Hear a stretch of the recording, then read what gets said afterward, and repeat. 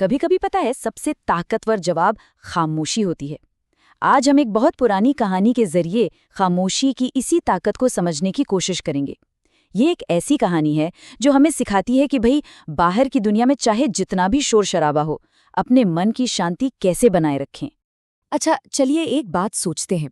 जब कोई हमें कुछ बुरा भला कहता है या हमारा अपमान करता है, तो सबसे पहला रिएक्शन क्या होता है अपना? गुस्सा आता है ना? दुख होता है, या कभी-कभी लगता है कि बस बदला लेना है। आज की जो कहानी है ना, वो इस बहुत ही आम सी सिचुएशन को देखने का एक बिल्कुल एकदम ही नया नजरिया देने वाली है। तो हमारी कहानी शुरू होती है एक बड़े ही शांत से गांव से। जरा सोचिए, गौतम बुद्ध अपने शिष्यों के साथ एक पेड़ के नीचे आराम से बैठे हैं। माहौल एकदम शांत, सब कुछ ध्यान में डूबा हुआ सा लग रहा है। लेकिन ये जो शांति थी ना, ये ज्यादा देर तक टिक नहीं पाई। अचानक से क्या होता है कि एक आदमी गुस्से से एकदम लाल पीला होता हुआ उनकी तरफ बढ़ता है। उसका चेहरा देखकर ही साफ पता चल रहा था कि वो बहुत बहुत ज्यादा नाराज है। और फिर वो आदमी पास आता है और बिना कुछ कहे सुने, बिना किसी वजह के सीधे गौतम बुद्ध पर चिल्लाना शुरू कर देता है। उन्हें अपशब्द कहने लगता है, उनकी बेइज्जती करता है। पर बुद्ध का जो जवाब था, वो कुछ और ही था। अब देखिए, यहाँ पर जो बात सबसे ज्यादा हैरान करने वाली है, वो है दोनों के बीच का फर्क। एक तरफ तो वो आदमी है जो गुस्से और नफरत से भरा पड़ा है, और दूसरी तरफ है बुद्ध, जो बिल्कुल शांत, एकदम खामोश, बिना कोई रिएक्शन दिए बस उसकी बातें सुन रहे हैं। और सोचिए जरा, होता क्या है? सिर्फ उस खामोशी के आगे उस आदमी का सारा गुस्सा जैसे हवा हो गया।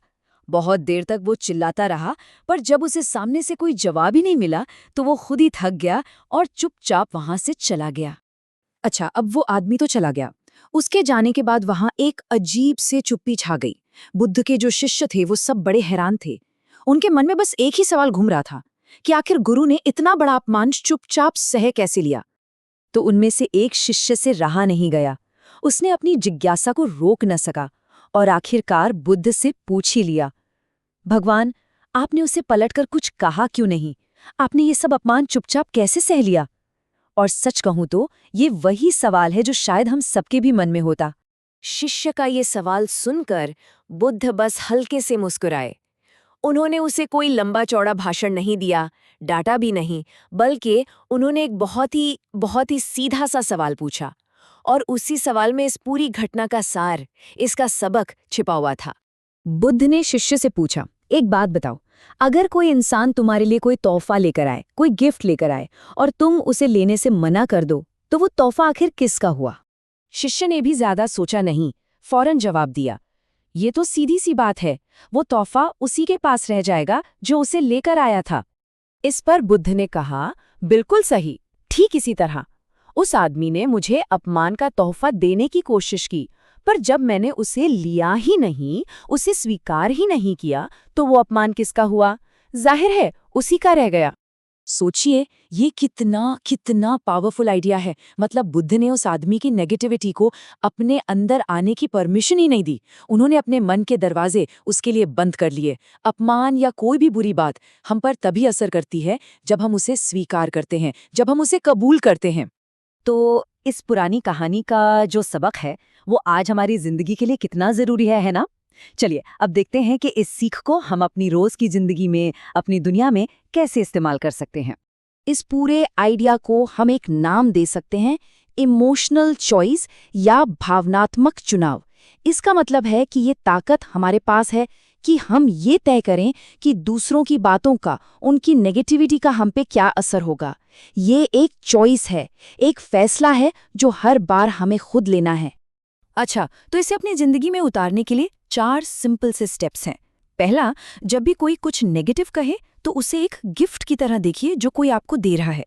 दूसरा, तुरंत रिएक्ट करने की बजाय एक पल के लिए बस रुक जाइए, एक पॉज लीजिए। तीसरा, अब सोच समझकर ये फैसला कीजिए कि ये गिफ्ट आपको नहीं लेना है। और चौथा और सबसे जरूरी, उस नेगेटिविटी को, उस गिफ्ट को वहीं छोड़ दीजिए, उसी इंसान के पास जहां से वो आई थी। तो कुल मिलाकर इस पूरी कहानी से हमें 4 बहुत जरूरी बातें सीखने को मिलती हैं। पहली बात, मन की शांति हमारा अपना फैसला है, ये किसी और के हाथ में नहीं है।